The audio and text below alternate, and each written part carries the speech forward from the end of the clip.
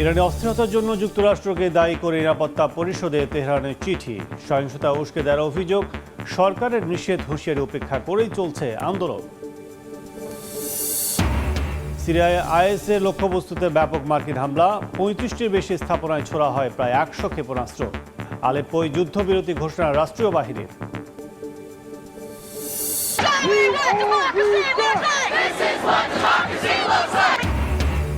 অভিবাসন বিরোধী অভিযানের প্রতিবাদে যুক্তরাষ্ট্র জুড়ে ব্যাপক বিক্ষোভ। আইসির কার্যক্রম বন্ধের দাবিতে ক্যালিফোর্নিয়া, মিনেসোটার রাজপথে হাজারো মানুষ।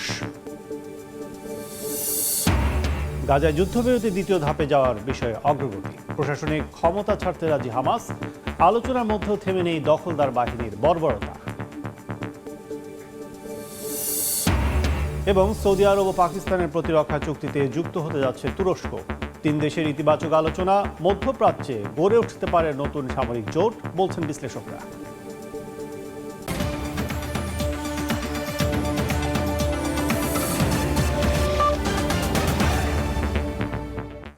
আন্তর্জাতিক সময়ের সঙ্গে আছি আমি কাজল আব্দুল্লাহ। ইরানের অভ্যন্তরীণ অস্থিরতার জন্য যুক্তরাষ্ট্রকে দায়ী করে জাতিসংঘে চিঠি পাঠিয়েছে তেহরান। ইরানের অভিযোগ, যুক্তরাষ্ট্র ও ইসরায়েল ইচ্ছাকৃতভাবে আন্দোলনকারীদের সহিংসতা উস্কে দিচ্ছে। এই হস্তক্ষেপ জাতিসংঘ সনদের লঙ্ঘন বলেও দাবি তেহরানের। এদিকে বিক্ষোভকারীদের সৃষ্টিকর্তার শত্রু বিবেচনার পাশাপাশি মৃত্যুদণ্ডের হুমকি দিয়েছেন দেশটির অ্যাটর্নি জেনারেল। তবে এসব হুঁশিয়ারি তোয়াক্কা না করেই ইরান জুড়ে চলছে আন্দোলন।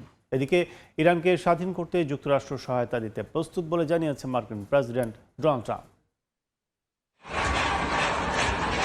ইরানের বিভিন্ন শহরে টানা ২ সপ্তাহ ধরে বিক্ষোভ চলছে। স্থানীয় সময় শুক্রবার তেহরানের সাদাত আবাদ এলাকায় জড়ো হতে দেখা যায় বিক্ষোভকারীদের। সামাজিক যোগাযোগ মাধ্যমে ছড়ানো ভিডিওতে জনসমাগম ও স্লোগানের দৃশ্য দেখা যায়। এ প্রেক্ষাপটে বিদেশ থেকে নতুন করে আন্দোলন চালিয়ে যাওয়ার ডাক দিয়েছেন ইরানের ক্ষমতাচ্যুত শাহের ছেলে রেজা পাহলাভি। শনিবার এক বার্তায় তিনি শ্রমিক ও গুরুত্বপূর্ণ খাতের কর্মীদের ধর্মঘটের ডাক দেন। পরিবহন, তেল, গ্যাস ও জ্বালানি খাতের কর্মীদের আন্দোলনে যোগ দিতে বলেন। সামাজিক যোগাযোগ মাধ্যম এক্সে দেয়া এই বার্তা দ্রুত ছড়িয়ে পড়ে।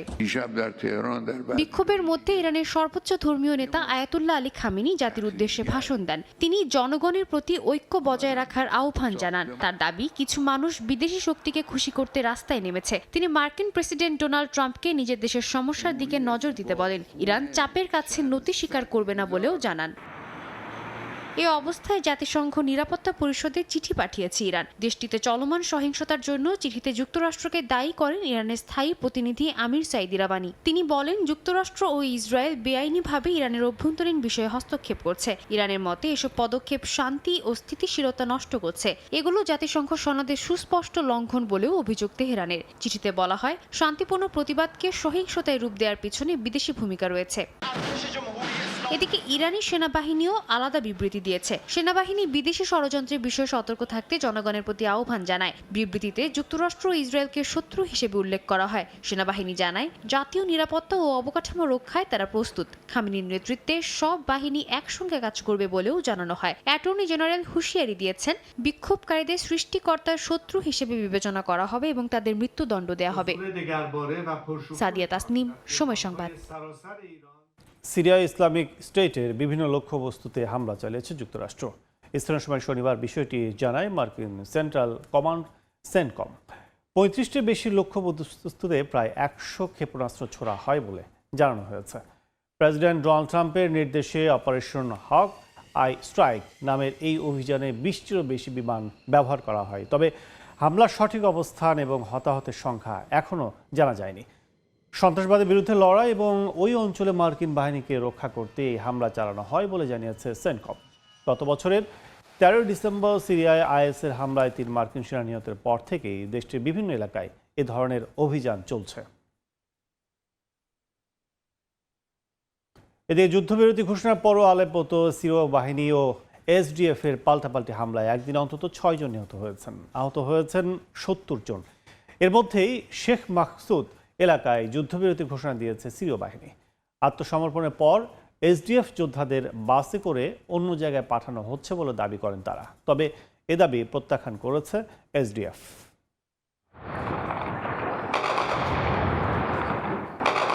সিরিয়ার আলেপ্পোর বিভিন্ন এলাকায় মঙ্গলবার থেকে চলছে সংঘর্ষ। সিরিয়ার স্বাস্থ্য মন্ত্রণালয় বলছে এসডিএফ এর হামলায় হতাহত হয়েছেন শতাধিক মানুষ।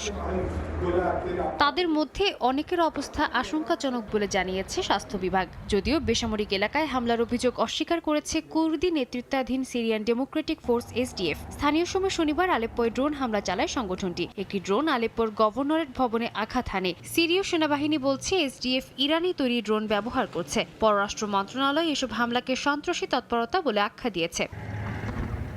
এদিকে শেখ মাকসুদ এলাকায় সামরিক অভিযান স্থগিতের ঘোষণা দেয় সিরীয় বাহিনী। শনিবার বিকেল ৩টা থেকে যুদ্ধবিরতি কার্যকর হয়। সরকারি বাহিনী জানায় পরিস্থিতি ধীরে ধীরে নিয়ন্ত্রণে আনা হচ্ছে। সরকারি সূত্র বলছে শেখ মাকসুদে বহু এসডিএফ যোদ্ধা আত্মসমর্পণ করেছে। তাদের বাসে করে সিরিয়ার উত্তর পূর্বাঞ্চলে তাবকা শহরে পাঠানো হয়েছে। একই সঙ্গে কিছু বেসামরিক পরিবারকেও এলাকা ছাড়তে দেয়া হয়। তবে এসডিএফ এই দাবি প্রত্যাখ্যান করেছে। তাদের বক্তব্য, বাসে করে যাদের নেওয়া হচ্ছে তারা যোদ্ধা নন, তারা জোরপূর্বক বাস্তুচ্যুত বেসামরিক মানুষ। এখনো কিছু এলাকায় বিচ্ছিন্নভাবে লড়াই চলছে বলে জানায় সরকার। এই পরিস্থিতিতে যুক্তরাষ্ট্র উদ্বেগ প্রকাশ করেছে। মার্কিন বিশেষ দূত টম ব্যারাক সংঘর্ষ বন্ধের আহ্বান জানান। তিনি বলেন, সহিংসতার সমন্বয় চুক্তিকে ঝুঁকির মুখে ফেলছে। মার্কিন পররাষ্ট্রমন্ত্রী দফতর সংলাপ সহজ করতে প্রস্তুত বলেও জানান তিনি। এর আগে মার্চে এসডিএফ কে রাষ্ট্রীয় কাঠামোয় অন্তর্ভুক্তির চুক্তি হয়েছিল। সরকার বলছে সেই চুক্তির শর্ত এখনো মানা হয়নি। আলেপ্পোর গভর্নরের দাবি, এসডিএফ চুক্তি অনুযায়ী এলাকা ছাড়েনি, বরং ওই এলাকাকে হামলার ঘাঁটি হিসেবে ব্যবহার করা হয়েছে। সরকার নিয়ন্ত্রণ পুনঃপ্রতিষ্ঠার চেষ্টা করছে বলে জানান তিনি। সাদিয়া তাসনিম, সময় সংবাদ। যুক্তরাষ্ট্রের অভিবাসন বিরোধী অভিযানের প্রতিবাদে দেশজুড়ে বিক্ষোভ ছড়িয়ে পড়েছে। আইসির কার্যক্রম বন্ধে নানা স্লোগানে মুখরিত ওয়াশিংটন থেকে শুরু করে মিনিয়াপোলিসের রাজপথ।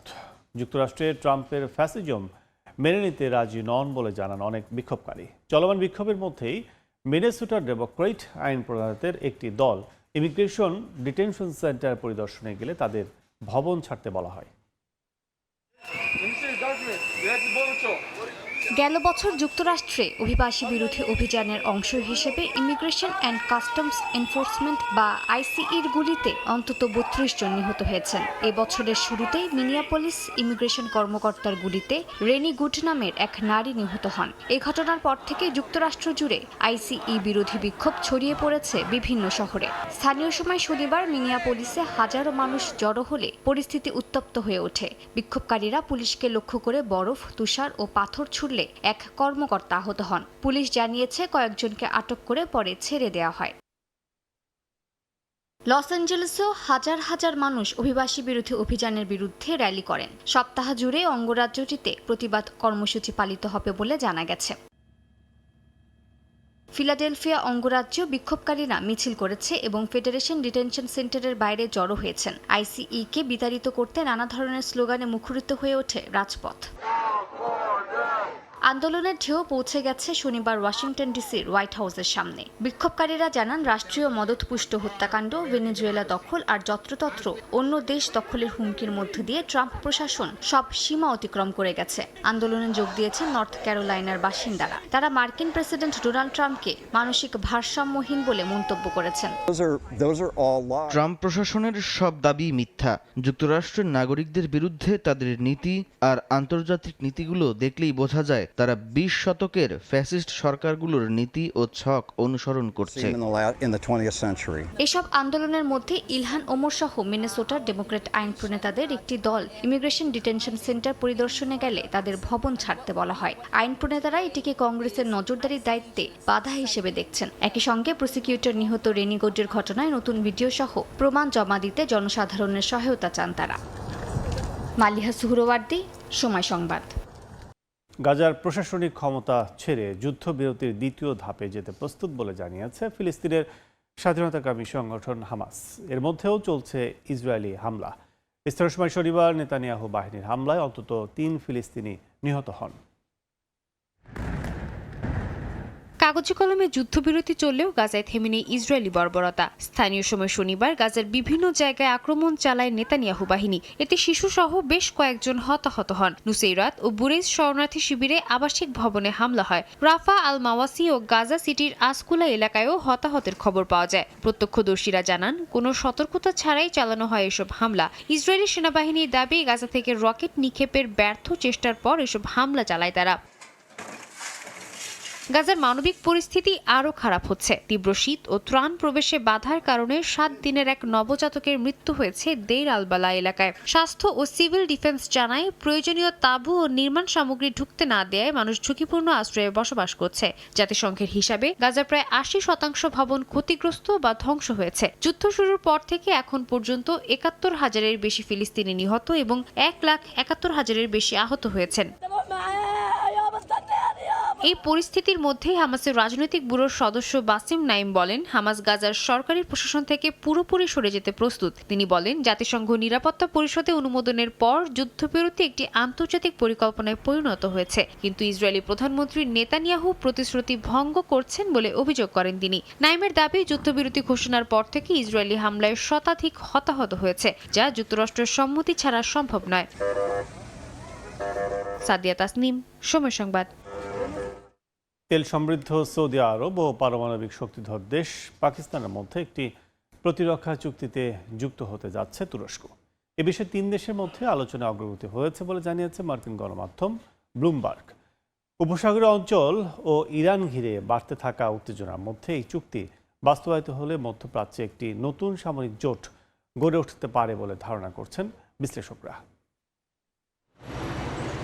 সৌদি আরব ও পারমাণবিক শক্তিধর দেশ পাকিস্তানের মধ্যকার একটি প্রতিরক্ষা চুক্তিতে যুক্ত হতে প্রচেষ্টা চালিয়ে যাচ্ছে তুরস্ক।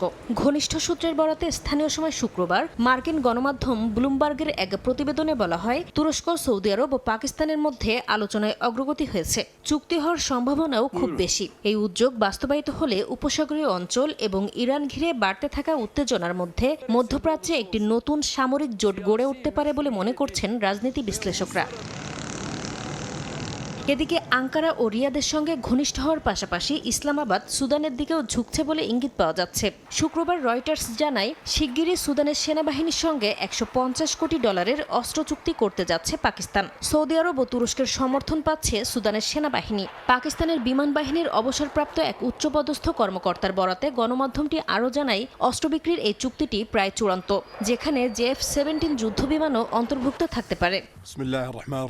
পাকিস্তান, তুরস্ক, সৌদি আরব ত্রিপক্ষীয় জোট হলে 3 মুসলিম দেশের আলাদা শক্তি এক ছাতার নিচে আসবে। মক্কা মদিনার মতো পবিত্র ভূমির পাশাপাশি তেল সমৃদ্ধ সৌদি আরব বিশ্বের একমাত্র দেশ হিসেবে G20 জোটে প্রতিনিধিত্ব করছে। পাকিস্তান মুসলিম বিশ্বের একমাত্র পারমাণবিক শক্তিধর রাষ্ট্র। আর এশিয়া ইউরোপের সংযোগস্থলে থাকা তুরস্কের রয়েছে ন্যাটোর দ্বিতীয় বৃহত্তম সেনাবাহিনী। এর ফলে তারা একে অপরকে সুবিধা দিতে পারবে।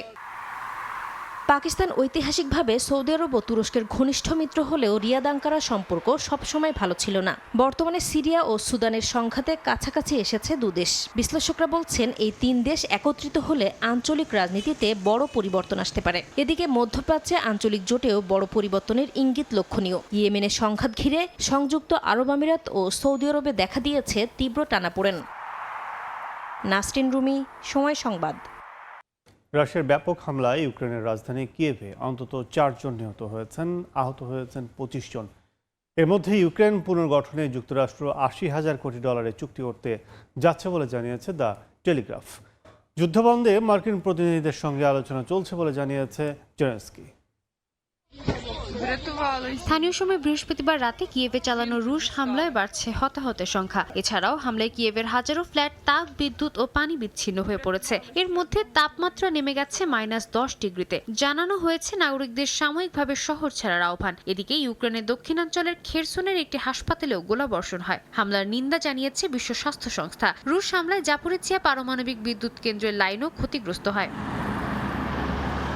এই পরিস্থিতির মধ্যে সাময়িক যুদ্ধবিরতির উদ্যোগ নিচ্ছে IAEA। আর কূটনৈতিক যোগাযোগ জোরদার হয়েছে ইউক্রেন ও যুক্তরাষ্ট্রের মধ্যে। ভলোদিমির জেলেনস্কি জানিয়েছেন, প্রায় প্রতিদিনই মার্কিন প্রতিনিধিদের সঙ্গে কথা হচ্ছে। তিনি জানান, ইউক্রেনের প্রধান আলোচক রুস্তেম ওমেরভ যুক্তরাষ্ট্রের কর্মকর্তাদের সঙ্গে আলোচনা করছেন।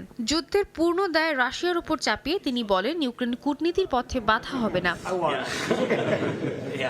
এর মধ্যে ইউক্রেন পুনর্গঠনে বড় চুক্তির প্রস্তুতির খবর প্রকাশ করেছে দ্য টেলিগ্রাফ। প্রতিবেদন অনুযায়ী ওয়াশিংটন ও কিয়েভ $800 বিলিয়ন একটি চুক্তি করতে যাচ্ছে। চুক্তিটি এই মাসের শেষ দিকে দাভোসে বিশ্ব অর্থনৈতিক ফোরামে সই হতে পারে। চুক্তির ভিত্তি হিসেবে রয়েছে ইউক্রেনের বিরল খনিজ সম্পদের লেনদেন। তবে এতে ইউক্রেনের দীর্ঘদিনের চাওয়া নিরাপত্তা নিশ্চয়তার উল্লেখ নেই। মার্কিন প্রেসিডেন্ট ডোনাল্ড ট্রাম্প বলেন, এই চুক্তির মাধ্যমে যুক্তরাষ্ট্র তার অর্থ ফেরত চায়। মার্কিন বিশেষ দূত স্টিভ উইটকফ এই চুক্তিকে যুদ্ধবিরতির প্যাকেজের গুরুত্বপূর্ণ অংশ হিসেবে দাবি করছেন।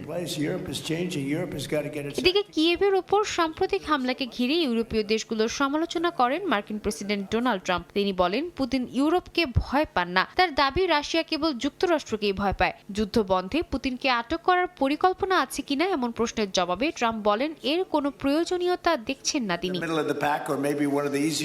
সাদিয়া তাসনিম, সময় সংবাদ। স্টিলটেক মানে গুণগত মানের নিশ্চয়তা। It's all about stainless style. আইন অনুযায়ী মার্কিন প্রেসিডেন্টের সঙ্গে নোবেল শান্তি পুরস্কার ভাগাভাগি করতে পারবেন না ভেনেজুয়েলার বিরোধী দলীয় নেত্রী মাচাদো। নরওয়েজিয়ান নোবেল ইনস্টিটিউট জানায়, শান্তি পুরস্কার একবার ঘোষণা করা হলে তা পরিবর্তন বা অন্য কাউকে দেয়া যায় না। এই সিদ্ধান্ত স্থায়ী ও অপরিবর্তনীয়। 2025 সালে নোবেল শান্তি পুরস্কার ডোনাল্ড ট্রাম্পকে দিতে চান বলে সম্প্রতি এক সাক্ষাৎকারে বলেন ভেনেজুয়েলার বিরোধী দলীয় নেত্রী।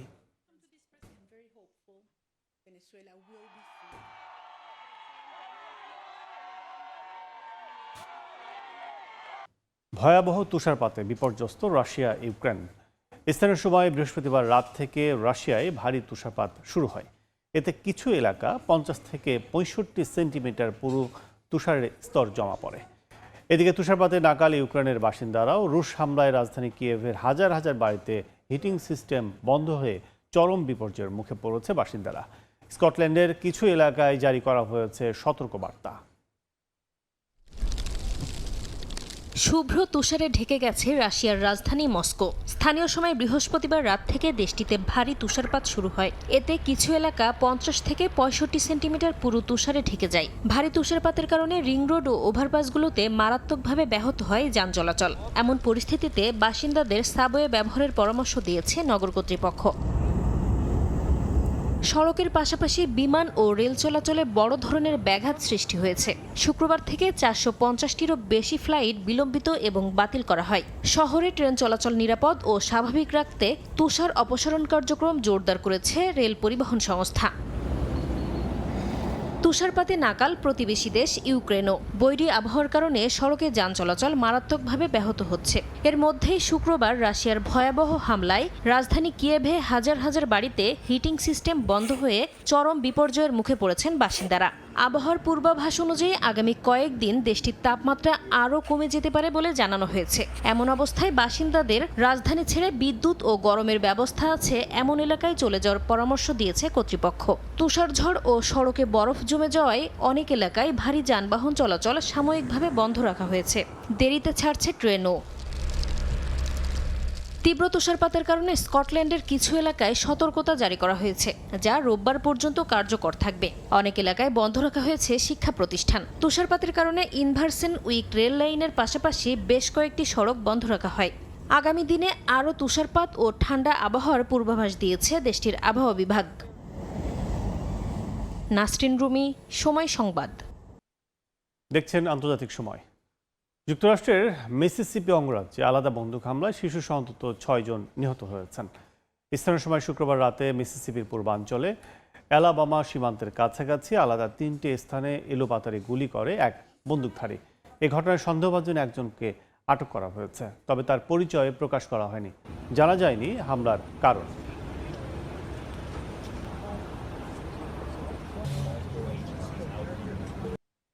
দেখছেন আন্তর্জাতিক সময়।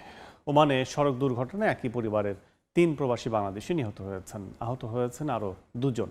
স্থানীয় সময় শুক্রবার রাতে রাজধানী মাস্কাট থেকে সালালাহ যাওয়ার পথে তাদের বহনকারী প্রাইভেট কারটি উটের সঙ্গে ধাক্কা খেয়ে নিয়ন্ত্রণ হারায়। এ সময় ঘটনাস্থলে 3 জন প্রাণ হারান। নিহতরা হলেন মাস্কাটের ব্যবসায়ী মোহাম্মদ আলমের ছেলে সাকিবুল হাসান সবুজ, তার মা ও ভগ্নিপতি দিদারুল আলম। সবুজের স্ত্রী ও শিশু সন্তানকে আশঙ্কাজনক অবস্থায় হাসপাতালে ভর্তি করা হয়েছে।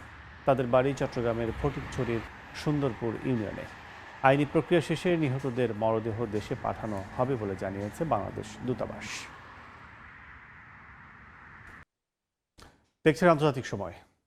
আজ বিসিসিআই এর সঙ্গে বিশ্বকাপ ইস্যুতে বৈঠকে বসবেন আইসিসি চেয়ারম্যান জয় শাহ। সেখানে বিশ্বকাপের নিরাপত্তা পরিকল্পনা নতুন করে খতিয়ে দেখা হবে বলে দাবি ভারতীয় গণমাধ্যম এনডিটিভির। আইসিসির পূর্ণ সদস্য হওয়ায় বাংলাদেশকে বাদ দিয়ে বিশ্বকাপ আয়োজন সম্ভব না, তাই দুই দেশের অন্য একটি সম্মানজনক সমাধানের পথ খুঁজতেই এই বৈঠক ডেকেছেন জয় শাহ। 2 দফা চিঠি দেয়া হয়ে গেছে বিসিবির পক্ষ থেকে, এবার জবাব দেওয়ার পালা আইসিসির। কিন্তু নিজেদের কোর্টে বল থাকলেও এখনো কোনো শট খেলেনি ক্রিকেটের নিয়ন্ত্রক সংস্থা। এর মাঝেই ভারতীয় গণমাধ্যম এনডিটিভি স্পোর্টসের দাবি, বিসিসিআই কর্তাদের সঙ্গে বৈঠকে বসতে যাচ্ছেন আইসিসি চেয়ারম্যান জয় শাহ। বিশ্বকাপ সমস্যার গ্রহণযোগ্য সমাধান খোঁজাই এর মূল কারণ বলে দাবি গণমাধ্যমটির। আইসিসিকে দেয়া প্রথম চিঠিতে ভারত যে খেলতে রাজি নয় বলে জানিয়েছিল বিসিবি, পরিবর্তে ম্যাচ খেলতে শ্রীলঙ্কায় যেতে চেয়েছিল তারা। কিন্তু পরের চিঠিতে নিরাপত্তা শঙ্কার বিস্তারিত ব্যাখ্যা করে বাংলাদেশ ক্রিকেট বোর্ড। বিভিন্ন ভিডিও ফুটেজ, লিংক এবং ডকুমেন্টসও পাঠানো হয় সে যাত্রায়। আর এরপরই বদলে গেছে পরিস্থিতি। এনডিটিভির দাবি, স্কোয়াডে থাকা ক্রিকেটার ছাড়াও সমর্থক, সাংবাদিক এবং বোর্ড অফিসিয়ালদের নিরাপত্তা ইস্যুটাকে এখন আর হালকা করে দেখা সম্ভব নয় আইসিসির জন্য। আর এ কারণেই জরুরি বৈঠকের ডাক জয় শাহর। ধারণা করা হচ্ছে বিসিসিআইয়ের কাছে দুটো বিষয় জানতে চাইবেন জয় শাহ। প্রথমটি অবশ্যই বিশ্বকাপের পূর্ণ নিরাপত্তা পরিকল্পনা, এবং দ্বিতীয়ত বাংলাদেশ ইস্যুটি কেন এত জটিল হলো। মোস্তাফিজকে আইপিএল থেকে বাদ দেয়া নিয়ে বিসিসিআইয়ের পদক্ষেপগুলো সম্পর্কেও বিস্তারিত জানতে চাইতে পারেন আইসিসি বস।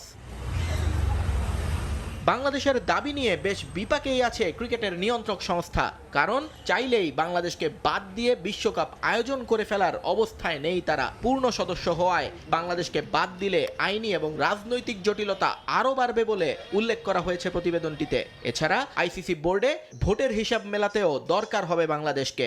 এই মুহূর্তে বাংলাদেশকে বাদ দিলে এশিয়ান ক্রিকেট কাউন্সিলে যে জটিলতা তৈরি হবে সেটা মেটাতেও ঝামেলা পোহাতে হবে আইসিসিকে। তাই দুই দেশের উত্তেজনা কমিয়ে একটা সম্মানজনক সমাধান খুঁজছেন জয় শাহ। নিয়ন মোহাইমিন, সময় সংবাদ। হাই ভোল্টেজ সিরিজ দিয়ে 2026 বিশ্বকাপের ড্রেস রিহার্সাল সারবে 5 বারের বিশ্ব চ্যাম্পিয়ন ব্রাজিল। রোড টু 26 নামে এই টুর্নামেন্টে থাকবে ফ্রান্স, ক্রোয়েশিয়া আর কলম্বিয়ার মতো দল। টুর্নামেন্ট শুরু হবে মার্চে। দরজায় করা নাড়ছে the greatest show on earth. Football যজ্ঞকে সামনে রেখে দলগুলোর প্রস্তুতিও চলছে বেশ জোরে সোরে। ব্যতিক্রম নয় ব্রাজিল। 5 বারের বিশ্ব চ্যাম্পিয়নরা নিজেদের বিশ্বকাপের ওয়ার্ম আপে খেলবে দুই জায়ান্টের বিপক্ষে।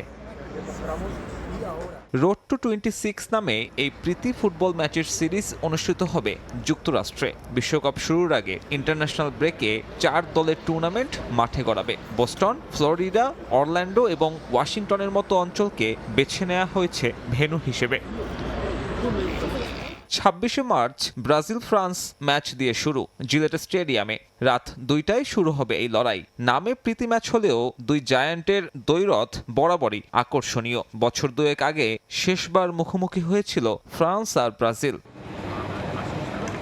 একদিন পর অরল্যান্ডোর ক্যাম্পিং ওয়ার্ল্ড স্টেডিয়ামে ক্রোয়েশিয়ার বিপক্ষে খেলবে Colombia.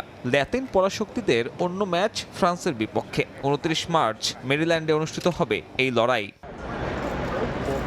1 April অরল্যান্ডোতে Brazil Croatia match দিয়ে পর্দা নামবে রোড টু 26 সিরিজের। 2026 বিশ্বকাপকে সামনে রেখে নিজেদের জার্সি পরে এই টুর্নামেন্টে খেলবে কার্লো অ্যানচেলত্তির দল। ফ্রান্সের বিপক্ষে হলুদ আর ক্রোয়াটদের বিপক্ষে সেলেসাওরা গায়ে জড়াবে নীল জার্সি।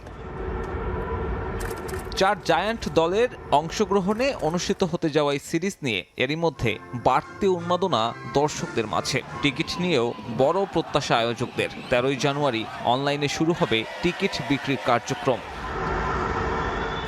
ফিফা র্যাঙ্কিংয়ে 3-এ ফ্রান্স, 5-এ ব্রাজিল, 10 নম্বরে ক্রোয়েশিয়া আর কলম্বিয়ার অবস্থান 13তম। প্রীতি ম্যাচ হলেও এই টুর্নামেন্ট দিয়ে যে বিশ্বকাপের উত্তাপ বোঝা যাবে তা বলাই বাহুল্য। সাব্বির মিথুন, সময় সংবাদ। লিওনেল মেসির সঙ্গে কথা হলেও 2026 বিশ্বকাপ খেলবেন কিনা এখনও সেই বিষয়টি নিশ্চিত করেনি আর্জেন্টিনা অধিনায়ক, জানিয়েছেন কোচ লিওনেল স্ক্যালোনি। পুরো সিদ্ধান্ত তার উপর ছেড়ে দিয়েছেন বলেও জানান তিনি। প্রতিপক্ষ চূড়ান্ত, এখন শুধু ক্ষণ গণনা। বিশ্বকাপের বাকি আর 6 মাস। যুক্তরাষ্ট্র, কানাডা, মেক্সিকোতে বসতে যাচ্ছে এবারের বিশ্বকাপ। শিরোপা ধরে রাখার মিশনে আর্জেন্টিনা সাজাতে শুরু করেছে তাদের পরিকল্পনা। বিশ্বকাপের নানা ইস্যুতে এএফএ স্টুডিওতে সাক্ষাৎকার দিয়েছেন কোচ লিওনেল স্ক্যালোনি। প্রতিপক্ষ নিশ্চিত হয়ে যাওয়ায় দলগুলোর জন্য কিছুটা সহজ হয়ে গেছে স্কোয়াড নির্বাচন করা, কোন পজিশনে কাকে রাখা হবে। তবে আর্জেন্টিনা কোচ এই জায়গায় পড়েছেন মধুর সমস্যায়। আমাদের কাছে প্রায় 50 জন খেলোয়াড়ের তালিকা আছে, যাদের সামর্থ্য প্রায় একই, যে কেউ জায়গা পেতে পারে। চোট এবং বাজে পারফরমেন্সে খেয়াল রাখতে হয়, যেখানে আমরা কোনো ছাড় দিই না। প্রাথমিক তালিকাটা এত বড় কেন, সেই প্রশ্নও আসতে পারে। কারণ হলো সর্বশেষ বিশ্বকাপের টুর্নামেন্টের খুব কাছাকাছি গিয়েও কয়েকজন খেলোয়াড় চোটে পড়েন, তাই কাউকে বিবেচনার বাইরে রাখার সুযোগ নেই। কাতারে সবশেষ 2022 বিশ্বকাপ জিতেছে আর্জেন্টিনা। সেই দলের অনেকে এবারও থাকবেন বিশ্বকাপ দলে। সম্ভাব্য প্রতিপক্ষকে নিয়েও মোটামুটি পরিকল্পনা সাজানো শেষ স্ক্যালোনির। গেল বিশ্বকাপ খেলা অনেকেই থাকবেন এই আসরে। তাদের বয়সটা এখন আদর্শ পর্যায়ে এবং বিশ্বকাপ জয়ের পর তারা এমন কোনো কিছু করেনি যে সিদ্ধান্ত পাল্টাতে হবে। বয়সের চেয়ে গুরুত্বপূর্ণ হলো মাঠের পারফরমেন্স। কোনো দলকে হালকাভাবে নেওয়ার সুযোগ নেই। সবশেষ বিশ্বকাপ দল প্রসঙ্গে সবার আগে আসে লিওনেল মেসির নাম। 38 বছর বয়সী কিংবদন্তি আগামী বিশ্বকাপে খেলবেন কিনা তা এখনও চূড়ান্ত নয়, যদিও মেসি এর আগে 2026 বিশ্বকাপে খেলার আগ্রহ প্রকাশ করেছেন। আমরা কফি খেয়েছি, তবে শুধু মেসির সঙ্গে কথা বলা নয়, বাকিদের সঙ্গেও সেই ইচ্ছাটা আছে। আমরা বিশ্বকাপ থেকে মাত্র 6 মাস দূরে আছি। দলে কি ঘাটতি আছে কি নেই সেটা জানিয়ে দেওয়া ভালো। আমরা বিশ্বকাপ নিয়ে কথা বলিনি, দেখা যাক কি হয়। সে বলেছে এখনো সময় আছে, তাই আমাদের চাপ তৈরি করা উচিত নয়। তার সিদ্ধান্ত তার উপরই ছেড়ে দেওয়াই ভালো। যে গ্রুপে আর্জেন্টিনার 3 প্রতিদ্বন্দ্বী আলজেরিয়া, অস্ট্রিয়া ও জর্ডান। তারেক হাসান শিমুল, সময় সংবাদ। স্প্যানিশ সুপার কাপে গেল 3 ফাইনালের তুলনায় এবারে সবচেয়ে দুর্বল রিয়াল মাদ্রিদকে প্রতিপক্ষ হিসেবে পেতে যাচ্ছে বার্সেলোনা।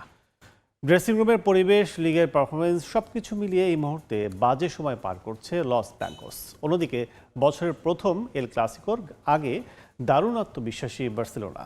সেমিতে বিলবাওকে উড়িয়ে দেয় ব্লক রানাররা মাদ্রিদকে হারিয়ে জিততে চায় মৌসুমের প্রথম শিরোপা।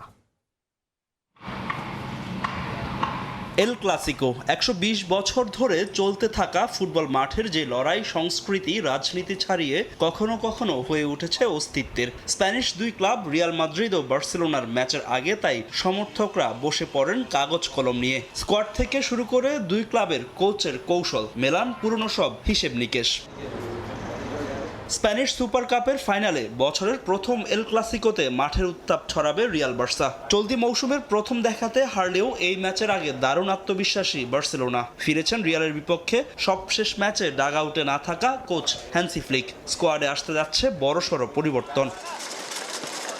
সম্ভাব্য 4-2-3-1 ফরমেশনে দল মাঠে নামাবেন বার্সা কোচ। লেফট উইংয়ে গেল এল ক্লাসিকোতে না খেলা রাফিনিয়া বার্সার বড় শক্তির জায়গা, আছেন দুর্দান্ত ফর্মে। বিলবাওর বিপক্ষে 2 গোলের পাশাপাশি আছে একটি অ্যাসিস্ট। সেমিতে সুযোগ না পাওয়া লামিন ইয়ামাল রিয়ালের বিপক্ষে থাকবেন শুরুর একাদশে। লা লিগায় এই মুহূর্তে সর্বোচ্চ অ্যাসিস্ট তার। ফরওয়ার্ড লাইনে ফেরমিন লোপেজ, ফেরান তোরেসদের দুর্দান্ত ফর্ম মাথা ব্যথার কারণ হয়ে দাঁড়িয়েছে মাদ্রিদ সমর্থকদের জন্য। গোলবারে বার্সার দুর্বলতা কাটিয়েছেন জোয়ান গার্সিয়া। এল ক্লাসিকোর আগে বার্সার ঠিক বিপরীত অবস্থানে রিয়াল মাদ্রিদ। ভিনি ইস্যুতে ড্রেসিং রুমের অবস্থা টালমাটাল। ফাইনালের আগে সৌদি আরবে এলেও কিলিয়ান এমবাপের খেলা নিয়ে নেই নিশ্চয়তা। এখনো বাকি পুরো মৌসুম। ইনজুরি থেকে সেরে না ওঠা এমবাপেকে নিয়ে নিশ্চিতভাবে ঝুঁকি নিতে চাইবেন না কোচ শাভি আলোনসো। গেল ক্লাসিকোতে জয় পেলেও বার্সার সামনে এবার অনেকটাই ভঙ্গুর লস ব্লাঙ্কোস। ডিফেন্স লাইনে ধারাবাহিক নন অ্যাসেন্সিও, হুইসেন, কারেরাসরা। তবে সাবির বড় দুশ্চিন্তা ভিনিসিয়াস জুনিয়রের অফ ফর্ম। বার্সার বিপক্ষে ম্যাচের আগে মাদ্রিদ ভক্তদের স্বস্তি দিচ্ছে ভালভার্দে, বেলিংহাম, রদ্রিগোদের ফর্মে ফেরা। শেষ 6 ম্যাচে 3 গোলের পাশাপাশি 3টি অ্যাসিস্ট আছে রদ্রিগোর। আর গোলবারের মাদ্রিদের সবচেয়ে বড় ভরসার জায়গা থিবো কর্তোয়ার পারফরমেন্স। স্প্যানিশ সুপার কাপে গত 3 ফাইনালে মুখোমুখি হয়েছে রিয়াল মাদ্রিদ ও বার্সেলোনা। ফাহিম ইসলাম, সময় সংবাদ।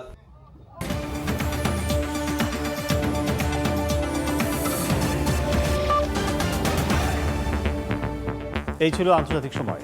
সকাল 10টার সময় সংবাদ নিয়ে এরপরে আসছেন শবনম মিহির। ধন্যবাদ কাজল। সকাল 10টার সময় সংবাদ নিয়ে আসছি কিছুক্ষণ পরই, সঙ্গেই থাকুন সমাজ।